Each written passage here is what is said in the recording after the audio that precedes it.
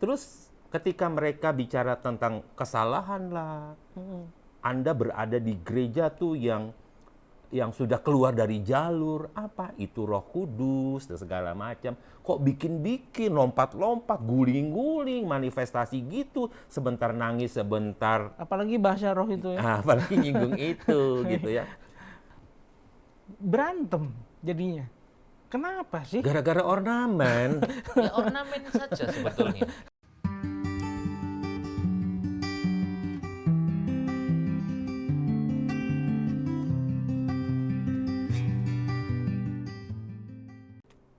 Pastor Guntur, Pastor Kuku. Ya, sehat. Oke, sehat. Sehat, oke. Puji Tuhan. Hari ini kita bicara tentang doktrin. Ini Berat-berat ini kelasnya. ini yang bikin berkelahi ini yang kita ambil topiknya ya. Jadi doktrin itu secara garis besar dulu, doktrin itu apa sih? Siapa duluan nih? Pastor Guntur atau Pastor Kuku? Secara umum aja. Doktrin apa sih? Ya, doktrin sih sebenarnya ajaran, pengajaran. Iya. Pengajaran yang diambil dari Bible. Alkitab kemudian diajarkan, siapa yang mengajar, maka kemudian orang akan mengikut dia gitu. Simpelnya aja seperti itu. Di dalam kekristenan, di militer juga ada doktrin ya. Lebih baik pulang bawa nama daripada gagal di medan perang. Kalau kekristenan seperti itu ya, ajaran. Ada mau menambahkan Pastor Kuku, doktrin secara umum. Kekristenan ya, dalam batas Kristen. Iya, doktrin itu ya pengajaran atau ajaran, tuntunan daripada firman Tuhan seperti yang ada dalam Bible. Ya. Namun kan kemudian berkembangnya menjadi doktrin itu hari-hari ini karena banyak diperdebatkan sehingga doktrin itu sekarang artinya menjadi pengajaran yang benar menurutku. Doktrin, aliran sama dengan aliran. Menurut kita sendiri. Doktrin sama dengan aliran, Pastor Guntur? Doktrin bukan aliran sih. Doktrin memang pengajarannya. Cuma siapa yang membawa itu sehingga disebut jadi mengikuti siapa, alirannya siapa. Di Bible kan juga pernah ditulis ya. Apa? Aku dari golongannya Paulus, golongan Apolos, golongan Petrus. Mereka membawa doktrin, pengajaran, tapi siapa orangnya yang akan diikut sehingga menjadi golongan atau aliran. Mereka bertiga pasti berbeda ajarannya. Paulus, Apolos. Pengajarannya sih tentang Kristus, tentang kerajaan Tuhan, kerajaan Elohim. Berbeda ya ajarannya, Pastor Guntur. Ya sekarang Sebetulnya ke arah mana ya? Ke bangsa mana yang dituju? Tuhannya itu sama gitu. Hanya kemudian cara mengajar mereka atau apa yang mereka tangkap daripada pesan di dalam firman Tuhan atau yang diajarkan Yesus itu kayak berbeda, lalu diajarkannya sepertinya berbeda sehingga muncul golongan Paulus, Apolos, Petrus gitu. Iya. Sampai sini dulu, masih di sini. Paulus berbeda ajarannya dengan di Perjanjian Lama, katakanlah zamannya Musa. Ya. Oh maksudnya Taurat Ya, ya? Taurat berbeda kan? Itu berbeda doktrin, jauh. itu doktrin kan ya? Ya, tapi di Perjanjian Lama sebetulnya ya munculnya pengajaran itu munculnya ya di Perjanjian Baru. Di Perjanjian Lama itu kebanyakan cuman percaya Tuhan. Betul ya, Pastor Guntur ya? Hanya percaya. Tapi kemudian di Perjanjian Baru ini muncul banyak doktrin. Saya garis bawahi, ajaran di zaman Abraham, di zaman Musa berbeda dengan ajaran di zamannya Paulus. Berubah dong, Pastor. Sebenarnya Tuhan kita tidak berubah, cuma kan dia punya planning. Ya. Abraham baru ada keturunan Ishak menurunkan Yakub. Yakub itu Israel. Baru setelah Yakub Israel mereka keluar dari Mesir setelah dijajah Ya. di Mesir, kemudian keluar barulah mereka mendapatkan pengajaran yang kita kenal dengan Taurat. Nah, disitulah tuntunan Tuhan berlaku mulai dari hukum, tata cara ibadah, secara sosial, semuanya komplit di situ. Pada masanya Abraham tentu saja kan Abraham berasal dari keluarga yang bukan penyembah Tuhan sebelumnya. Iya, apa aja disembah ya. Iya, akhirnya tetapi dia disuruh keluar dari keluarganya, orang tuanya ke negeri yang Tuhan akan tunjukkan. Nah, barulah dalam perjalanan keluar itu Tuhan menuntun Abraham dengan segala janji, dengan segala keturunan yang seperti bintang di laut dan bintang di laut. Bintang di langit. Di laut ada sih tapi Ada yang di bintang- langit. Bintang laut ada. Dan pasir di laut itu maksudku. Iya. Oke, Pastor Guku, doktrin ini kalau di kekristenan ini bikin berkelahi. Ya. Gara-gara doktrin beda berantem. Punya saya yang benar, punyamu yang salah. Nah, jadi ini kenapa bisa terjadi perbedaan doktrin di kekristenan ini? Yaitu hanyalah yang pertama sebetulnya perbedaan cara pandang. Cara saja. pandang ya. Cara pandang saja. Kemudian yang kedua itu memang orang yang dia yakin itu dapat dari Tuhan, apa yang dia pelajari di dalam Alkitab, lalu dia dipercayakan jemaat gitu ya untuk digembalakan. Yang kedua alasannya karena ingin melindungi jemaatnya gitu. Karena jangan sampai jemaat yang aku gembalakan ini, lu kok percaya kepada gereja yang di sana, nah jangan-jangan pindah. Sebetulnya punya maksud baik itu melindungi saja gitu. Sehingga kadang-kadang sebagai manusia, walaupun sebagai seorang pastor, gembala, itu sepertinya kok menjelekkan yang sono. Maksudnya itu sebetulnya ingin melindungi, walaupun mungkin hatinya iri juga ya. Gitu ya. Baik, ingin melindungi intinya. Takut kehilangan jemaat. Bisa saja. Pastor Guntur, ya. Gereja banyak ya, Kristen banyak. Doktrinnya berbeda-beda, aliran berbeda-beda. Pernah punya pikiran seperti ini, Pastor Guntur? Saya tidak mau terjebak atau terjerumus masuk di gereja yang ternyata doktrinnya tidak membawa saya masuk surga. Ya, dan saya terjerumus. Nah, ini bagaimana mengidentifikasinya? Itu benar atau tidak sih doktrinnya ini? Ini gimana, Pastor? Bisa diterangkan nggak? Ya, saya harus merubah nih tempat duduk saya ini. Karena pertanyaan ini sangat berat ya. Berat dan berbahaya. Berat dan berbahaya. Ya, bisa-bisa disomasi nanti. Gimana, Pastor Guntur? Dulu saya sekolah di satu pendidikan Kristen. Ya. Kemudian orang tua mengajak saya berjemaat di gereja Kristen. Ya. Kita bergereja di, orang bilang alirannya Kristen gitu ya, Injili lah kayak gitu ya. Dan saya melihat pengajarannya bagus. Saya mulai dari sekolah minggu, remaja, pemuda, bagus semuanya. Dan pengajarannya menuju kepada Yesus. Ya, Yesus yang lahir, yang mati, bangkit, naik ke surga gitu ya. Dan tidak ada pernah mengajarkan kita untuk melakukan kejahatan. Yang ada adalah seperti Yesus kasih. Tapi berkembangnya saya mengikuti pendidikan sekolah dan kemudian memilih menurut saya, maka kemudian saya berada di aliran yang disebut dengan Pantekosta katakan gitu ya. Nah, sekarang ini kan banyak sekali nih aliran Pantekosta atau karismatik yang lagi dinyinyirin gitu ya. Dan yang nyinyir itu ya golongan yang dulu dari saya waktu saya masih muda gitu ya. Jadi terus ketika mereka bicara tentang kesalahan lah, Anda berada di gereja tuh yang sudah keluar dari jalur, apa itu Roh Kudus dan segala macam. Kok bikin-bikin, lompat-lompat, guling-guling, manifestasi gitu, sebentar nangis, sebentar. Apalagi bahasa roh itu ya. Apalagi nyinggung itu gitu ya. Di situ saya menemukan hidup secara pribadi dengan Tuhan dan mengalami itu. Dulu saya juga tidak percaya bahwa Roh Kudus itu seperti itu. Tapi dengan bertambahnya waktu, pemahaman saya mengalami itu. Dan akhirnya saya melihat bahwa di saat saya berada di satu aliran Injili, saya adalah anak Tuhan. Tapi saya juga perlu bertumbuh untuk mengenal kebenaran yang lebih luas. Sebab di situ kami memang dibatasi sekali untuk tidak memahami, mengeksplor, menggali Roh Kudus itu seperti apa, bagaimana pribadinya. Injili itu. Tetapi di aliran Pantekosta atau karismatik, yang sekarang dikenal dengan Pantekosta karismatik ya, itu pun juga sudah berkembang banyak. Jangankan gitu, saya dulu di situ pun di aliran Injili kan banyak juga yang Protestan itu banyak. Ada yang Reform, ada yang Baptis ya, Anglikan, segala macam kan banyak juga denominasi. Gitu. Nah, begitu saya masuk di sini juga sama. Ya, denominasi juga banyak. Tapi apakah saya melihat ada sebuah kesalahan sehingga saya harus menjelekkan dan menyalahkan yang lain? Tidak.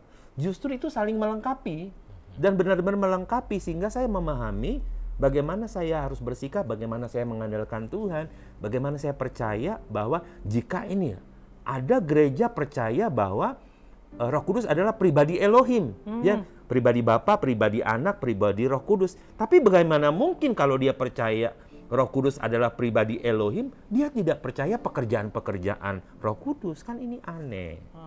Nah, sekarang saya berada di aliran karismatik Pantekostal, saya percaya tentang bahwa Roh Kudus adalah Roh Elohim, Roh Tuhan sendiri yang berkarya kepada kita manusia pada sekarang gitu. Pastor Kukuh, identifikasi kalau doktrinnya itu benar apa? Mau tambahkan ya? Iya. Sebetulnya Bible kita ini berisi tentang satu juru selamat yang bernama Yesus Kristus. Bila doktrinnya itu benar, maka adalah bahwa orang megang doktrin itu sudah, ini ciri yang paling kelihatan, yaitu percaya Yesus itu Tuhan dan juru selamat.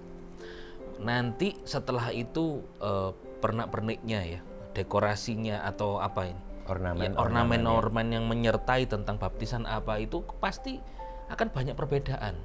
Dan kalau maka kalau doktrin itu sesat, ya dia tidak percaya bahwa Yesus itu memang juru selamat gitu. Emang ada doktrin yang sesat? Ada. Ada yang contoh disebut dengan bidat, contoh. Beberapa doktrin di Alkitab pun menuliskan begini. Ada nabi-nabi palsu, guru-guru palsu ya, pengajar-pengajar palsu yang diajarkan itu adalah bukan Yesus yang menyelamatkan, tapi justru menolak ketuhanan Yesus. Dan mengajarkan bahwa Yesus itu bukan Tuhan, bukan juru selamat, bukan penebus dosa. Semua akan diajarkan. Dengan kata lain, pengajar sesat itu akan mencoba mengarahkan orang percaya yang tadinya percaya kepada Yesus untuk tidak percaya. Itu Kristen. Sebenarnya salah satu doktrin Kristen. Bukan, sebenarnya dia bukan Kristen, tetapi menatasnamakan Kristen. Nah, ini kan bahaya. Iya. Makanya dibilang doktrin sesat gitu ya. Palsu. Sebenarnya bukan Kristen, tetapi supaya orang lain bisa masuk seolah-olah dia Kristen. Berbulu domba. Berbulu domba, musang atau serigala. Doktrin itu dikonsep oleh manusia ya, Pastor Guntur, Pastor Kukuh. Dikarang, dikonsep. Ya tentunya mereka percaya itu ilham dari Roh Kudus. Oh begitu. Itu kan berupa aturan ya. Doktrin itu berupa aturan. Doktrin tuntunan, betul. Yang Tuhan berikan supaya kita ngikutin, inilah pola Tuhan. Iya. Ini yang harus kita ikuti. Yang pasti satu gereja dan gereja lain pasti berbeda. Kalau doktrin keselamatan dulu lah ya, itu kan basic dasar sekali. Seperti Pastor Kukuh bilang, kita punya satu basic doktrin keselamatan yang sama, yaitu percaya Yesus yang mati, dikuburkan, dan bangkit pada hari ketiga. Itu sudah basic gitu. Tapi kalau doktrin itu tidak ada, sudah seleweng dari situ, maka itu loh kita bisa bilang doktrin itu sesat. Palsu. Gitu. Berantem jadinya. Kenapa sih? Gara-gara ornamen. Ya ornamen saja sebetulnya. Nah, sekarang gini. Harus jadi berantemin itu begitu. Dulu saya berjemaat kalau nyanyi kan kita buka kidung pujian gitu ya. Kidung jemaat pujian, gitu ya. Mazmur. Nomor sekian kan. Paling diiringi apa ya? Organ, Pak. Organ atau piano kan. Begitu saya ada di karismatik, saya lebih lihat, wow kok ada ini bandnya. Ada bandnya full. Ya. Apakah saya akan berkata, itu sesat? Yang pakai full musik itu sesat. Ya, itu barang apa itu, Pak? Sebab di zaman dulu nggak ada gitu. Padahal itu adalah pelengkap untuk kita beribadah. Kedebrak memang sirkus. Terus nanti yang golongan ini bilang, nah itu harusnya begini. Kalau yang begitu sesat. Padahal itu ornamen. Tapi kalau kita pelajari lagi, semua yang di bumi ini kan milik Tuhan. Ya. Harusnya dikembalikan untuk kemuliaan nama Tuhan. Kan gitu. Jadi yang ada jangan berantem harusnya. Ya, jadi ada drum, musiknya, warnanya itu tidak sesat. Tapi mereka menuduhnya sesat. Iya. Sebenarnya harusnya apa? Mereka ini menyikapi ini apa? Supaya ini benar. Pandangannya benar. Harusnya gimana? Ya, meskipun itu sampai ada, sekarang ya tetap aja bilang nggak boleh. Meskipun ada bahasa roh gitu ya, tetap dituduh sesat sampai sekarang loh ya. Nah ini gimana sih supaya mereka bisa mengerti itu bagaimana? Ya, kan firman Tuhan juga berkata untuk saling menghormati, saling menghargai. Dan juga firman Tuhan berkata, coba saya bacakan ini di 1 Korintus 15 ayat 2. Melalui Injil itu kamu diselamatkan ketika kamu berpegang pada firman yang telah kuberitakan kepadamu, jika tidak percuma saja kamu menjadi percaya. Oke, di situ ada kata berpegang teguh pada firman yang kuberitakan. Berarti ini ada satu doktrin. Ini Rasul Paulus berkata kepada jemaat Korintus, dia bertanggung jawab kepada jemaat di Korintus untuk peganglah yang aku ajarkan. Nah, dia menjagai terhadap doktrin yang lain ini kan sudah terlihat. Di 1 Tesalonika 2:15, karena itu saudara-saudaraku, berdirilah teguh dan berpeganglah pada ajaran-ajaran yang telah kami berikan kepadamu, baik secara lisan maupun secara tertulis. Sebetulnya ketika ada satu doktrin pengajaran yang diberikan, lalu kemudian disarankan, dinasehati, diberi tuntunan pegang. Maka itu sebetulnya untuk menjaga jemaat itu. Lalu kenapa kok dikatakan sesat? Lalu kenapa kok dikatakan ini salah? Karena ada juga pemimpin yang lain, gembala yang lain juga mengajarkan seperti Rasul Paulus tadi berkata, yang aku ajarkan. Yang di sini juga dapat pengajaran yang aku ajarkan. Nah, seharusnya firman Tuhan kan berkata juga kita ini sesama tubuh Kristus. Supaya tidak kita ini bertengkar, seharusnya menyadari bahwa kita ini sesama anggota tubuh Kristus. Kristus sang kepala, kita ini anggota. Seperti pada waktu podcast yang lalu kita berbincang tentang pendeta menyerang pendeta itu. Tangan satu tubuh dengan kaki, satu tubuh dengan perut gitu. Masa perutnya lagi sakit gitu, tangan mukulin, enggak gitu, pukulnya tambah sakit semua. Padahal kan harusnya saling menopang, saling membantu. Kaki tidak boleh kemudian dia menjadi malas, kan dia harus tegak supaya untuk menegakkan yang semua yang anggota tubuh yang lain. Nah, ketika Tuhan memberi satu pengajaran spesial kepada satu denominasi organisasi tertentu gereja, lalu gereja ini, saya percaya Roh Kudusnya akan sama, juru selamatnya akan sama. Mungkin ini menafsirkan tentang bahasa, lidah, kemudian baptisan itu berbeda-beda. Ayolah kita tetap saling menopang, seperti kan kita tubuh Kristus. Nah, itu akan menghindari perdebatan sebetulnya. Saling menghargai. Nyesat-nyesatkan, iya. Berusaha untuk memahami ya, Pastor ya. Memahami. Kalau seandainya saya ada di ajaran sebelah sana. Harus dewasa pokoknya. Iya. Orang memahami itu kan orang dewasa. Gitu, dia pasti paham. Berarti pendeta-pendeta yang berantem itu belum dewasa, Pastor Guntur. Harusnya dia itu masih anak-anak itu ya, mereka itu ya. Iya, nanti kalau berantem kalah panggil bapak saya loh, saya panggil polisi loh, bapak saya kan polisi gitu. Oke, baik. Pastor Guntur, sebelum terakhir ya. Salah satu contoh doktrin yang diributkan. Baptis ya, baptis selam dan baptis percik. Tidak ada baptis percik itu di Bible, di Alkitab. Karena baptis selam yang benar, karena itu mencontoh Paulus. Ya, waktu baptis. Contoh baik Paulus ataupun murid-murid Yesus ya. Murid Yesus.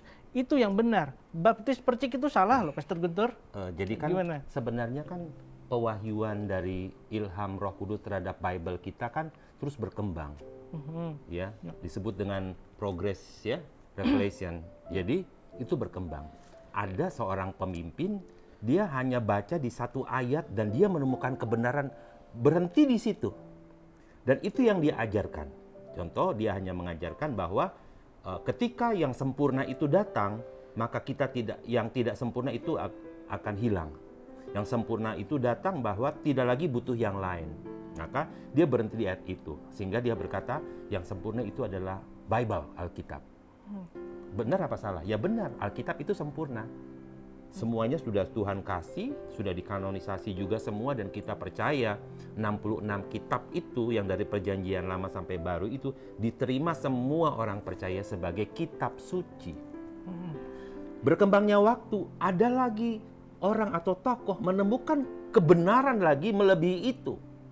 Ya, sehingga dia berkata, doktrinnya tidak berhenti di situ, bahwa yang sempurna bukan cuma Bible, yang sempurna itu Yesus. Ya. Pribadi Yesus sendiri. Jadi ketika Yesus itu datang, ya, maka kita tidak butuh lagi yang semuanya. Apakah itu mujizat, karunia-karunia semua, nubuat. Ya. Karena yang Yesus itu berarti sudah ada dua doktrin. Ya. Tetapi dua-duanya sebenarnya benar. Ya. Cuma masalahnya yang satu berhenti pada ayat di sini, yang lain melanjutkan pada ayat berikutnya. Saya potong, Pastor. Kembali ke baptisnya. Baptis percik itu salah, Pastor. Jadi ada yang bilang salah kan ya. Nah, sekarang kita juga harus belajar melihat kasus demi kasus. Iya. Ya, baptis sesuai dengan namanya baptiso, ya, itu artinya dicelupkan, ditenggelamkan. Jadi semua orang akan berkata, ya yang namanya baptis itu dicelupkan atau ditenggelamkan semuanya. Dia tenggelam melewati garis air ya. Sebenarnya dibilang begini, itu gambarannya gini, seperti kain, kita tahu ada wantex, ada pewarna, itu dicelupkan semuanya. Iya, semuanya. Berarti melewati garis air. Immerse itu ditenggelamkan. Tenggelamkan, pokoknya tenggelam dah. Iya, siap. Jadi itu seperti itu. Nah, jadi kemudian kan ada doktrin yang lain juga yang mengatakan, loh, baptis itu kan juga bisa percik. Nah, itu dia ya, masalahnya. jadi rantismos kan namanya, percik kan gitu. Jadi seharusnya ya kalau orang pakai istilah percik dan selam sebagai sebuah dogmatika atau tata cara ya, jadi berdasarkan doktrin dan jadi dogmatika, doktrin yang dijadikan tata cara gereja, aturan gereja, seperti maksudnya begitu. Jadi doktrin yang kemudian ditetapkan menjadi aturan gereja, misalnya jadilah doktrin percik.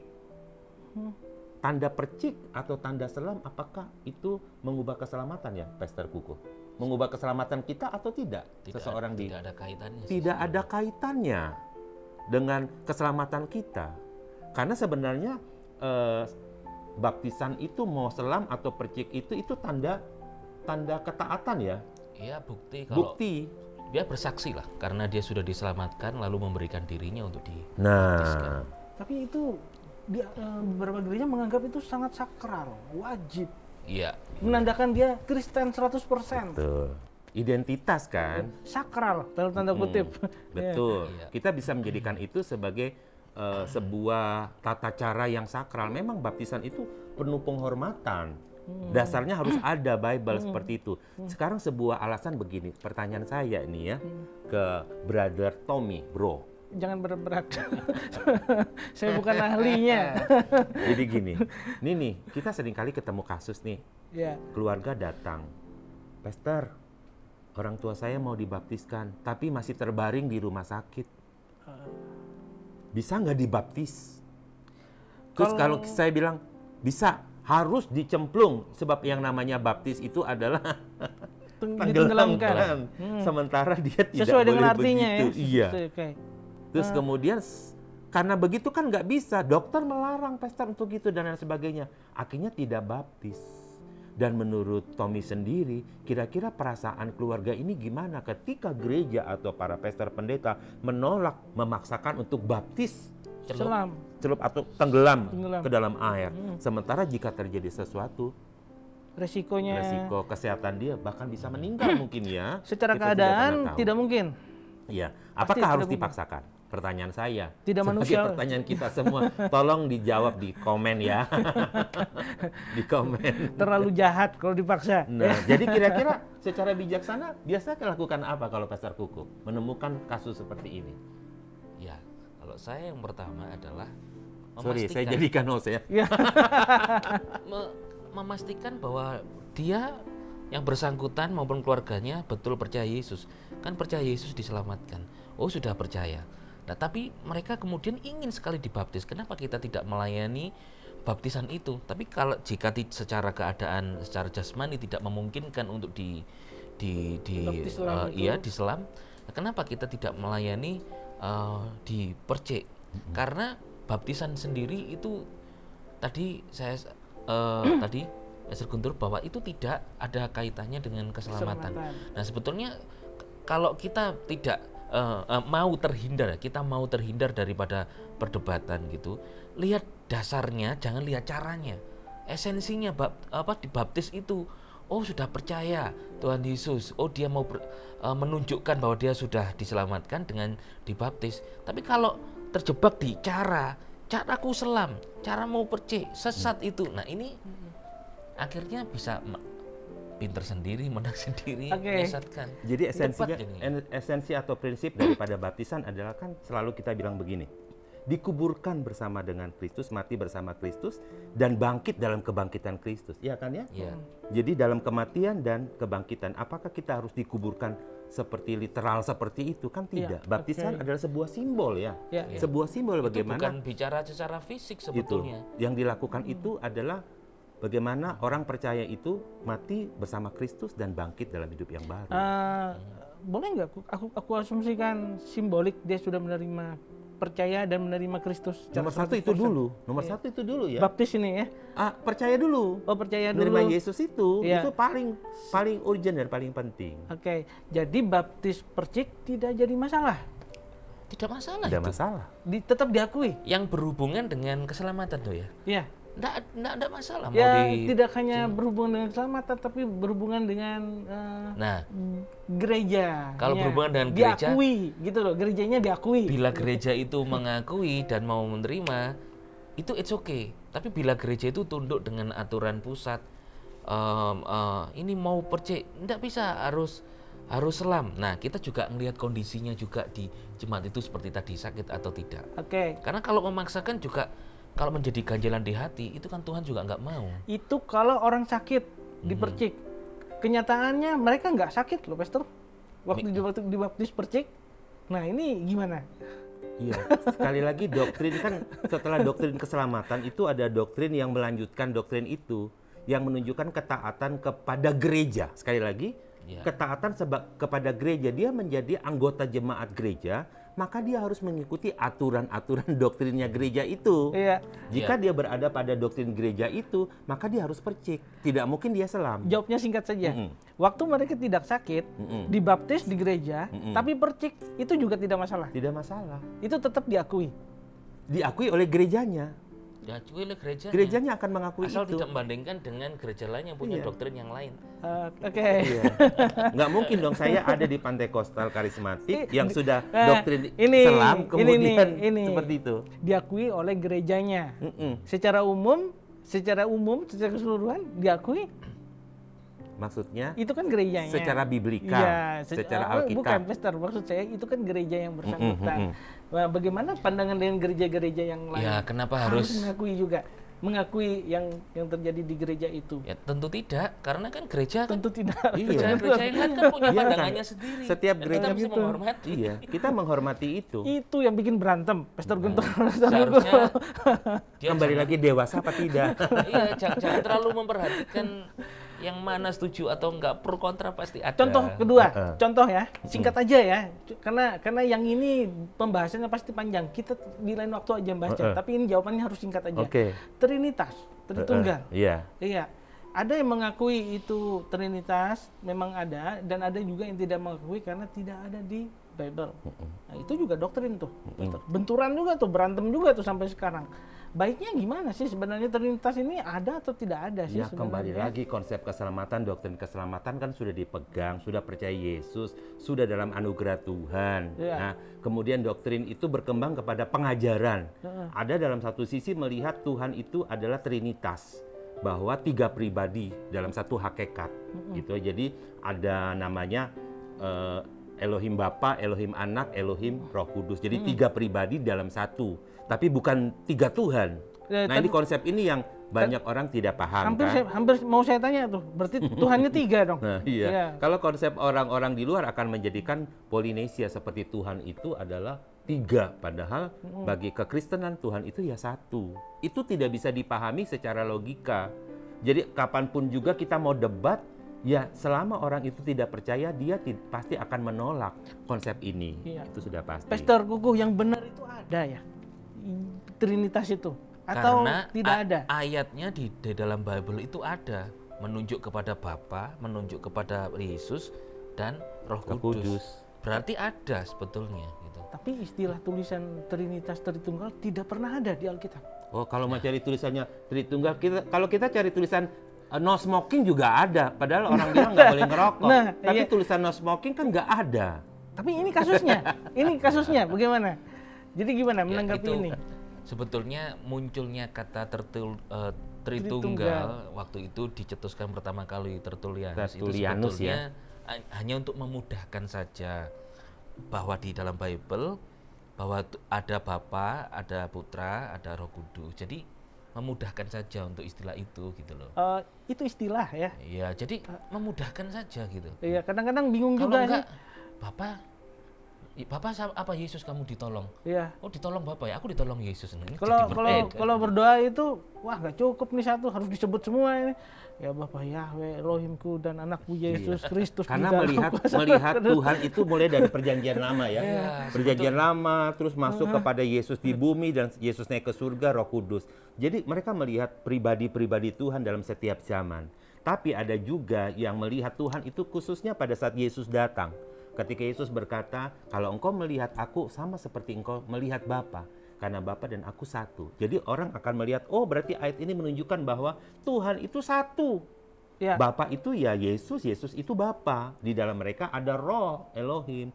Jadi dalam satu sisi, orang yang punya doktrin seperti ini akan melihat itu ayat, ya ada ayatnya juga. Tapi dia melihat dalam satu sisi, Tuhan itu satu, seperti itu. Iya. Gitu. Jadi menurut orang lain, oh iya ya, lebih masuk logika ya. Kalau kita bilang Tuhan itu satu, ya Echad itu satu kayak gitu. Balik lagi, kita harus menghormati lagi dong yang Iya, harus dewasa lagi. Jangan nanti kalah debat, nangis-nangis, panggil Bapak lagi di Trinitas ya. Oke, sebelum terakhir sekali ini ya, habis ini kita selesai. Doktrin itu macam-macam, ragamnya, ya mempengaruhi keselamatan. doktrin dasar yang prinsip aja, itu yang keselamatan itu. Yesus yang percaya kepada Yesus yang mati disalib, dikuburkan, hari ketiga dia bangkit ke surga. Tentu lebih mudah itu di 1 Korintus 15 ya, ayat 1 sampai 4. Itulah dasar doktrin keselamatan. Ya, Pastor gue mau nambahkan, doktrin Ya, mempengaruhi keselamatan. Gini, saya melihat beberapa person pribadi di dalam Bible itu, mereka yang diselamatkan itu sebetulnya mereka tanpa doktrin sih. Orang yang disalibkan di sebelahnya Yesus itu dia selamat. Sebelah mana? Sebelah kiri atau sebelah kanan? Tergantung dari lihat dari mana nih. Dari depan apa dari belakang. Yang dia berkata kalau engkau datang sebagai raja gitu. Oh iya. Itu dia nih dia cuma mendengar mungkin tentang Yesus. Dia mungkin hanya mendengar, kalau dia penjahat, saya kira dia tidak pernah belajar tentang Yesus itu Tuhan, Juru Selamat dan sebagainya. Dia percaya kalau engkau datang sebagai raja, ingatlah akan aku. Dia diselamatkan ya karena ya dia percaya itu tadi. Padahal Kemudian, sebelumnya dia penjahat ya. Sebelumnya dia juga bukan orang yang taat agama mungkin. Iya, hanya mendengar saja toh. Iya. Nah, berarti apakah ini sebuah doktrin yang menyelamatkan dia? Saulus itu percaya Yesus ya enggak. Ya. Bahkan dia mengejar-ngejar, menganiaya, membunuh orang Kristen. Kristen. Tapi dia diselamatkan juga tanpa doktrin keselamatan atau doktrin tentang percaya Yesus juga. Tiba-tiba ditemui Yesus, Saulus, mengapa engkau menganiaya aku? Sejak itu hidupnya diubahkan. Jadi sebetulnya doktrin itu hanya untuk mengatur, membantu kita untuk supaya diatur sesuai dengan firman Tuhan itu, diatur begini. Sehingga kita jalan hidup itu menjadi lebih tertib. Oke, itu ya. Ya. Jadi intinya doktrin bisa boleh berbeda-beda, tapi tidak bertentangan dengan percaya dengan Kristus itu sebagai juru selamat. Yesus itu pilarnya, sang juru selamat. Itu aja intinya ya. Jadi kalau saya melihat konsepnya begini, doktrin yang percaya Yesus itu disebut dengan the body of Christ, tubuh Kristus. Jadi mereka yang percaya Yesus, pokoknya iman percaya kepada Yesus saja, itu adalah the body of Christ, tubuh Kristus. Tapi yang di luar itu, yang menolak Yesus, yang menentang tidak percaya Yesus, itu adalah bukan lagi tubuh Kristus. Itulah yang disebut dengan pengajaran-pengajaran sesat. Jadi tidak perlu ragu masuk gereja mana saja, tidak perlu ragu beraliran gereja mana saja. Yang penting ajarannya mengajarkan tentang Kristus juru selamat, ya betul ya? Ya. Kalau di luar itu berarti Yesus. Berarti bukan doktrin yang benar. Itu maksud tujuan pertanyaan saya supaya saya tidak terjerumus, ya masuk ke persekutuan yang salah. Tommy itu masuk tertanam di gereja itu, bertumbuh, bukan cuma bertumbuh, tapi berbuah, ada hasilnya. Nah sebenarnya yang kita tuju di situ. Jadi bukan sekedar tertanam, Apa artinya tertanam tidak bertumbuh dan berbuah? Ya lebih bagus tertanam, bertumbuh, berbuah. Ada hasil-hasil yang dikerjakan. Jadi jangan khawatir, itu pasti benar. Dan doktrin itu penting, sangat penting untuk membantu pertumbuhan kita gitu. Iya. Kita kalau nggak percaya punya doktrin, ya kita diombang-ambingkan. Banyak pengajaran, bingung nanti. Sepertinya sesuatu yang wajib di setiap gereja, doktrin ya, sakral. Ya. Harus. Oke. Terima kasih Pastor Guntur, Pastor Oke, Kukuh. sip. Tetap sehat ya. Sebentar lagi kita endemi loh. Ya paling nggak menurun lah. Iya. Terima kasih, sampai ketemu lagi ya. Sama-sama. Oke, diminum tehnya. Oke, Oke. oke. Ini teh bukan kopi. Mari kita minum.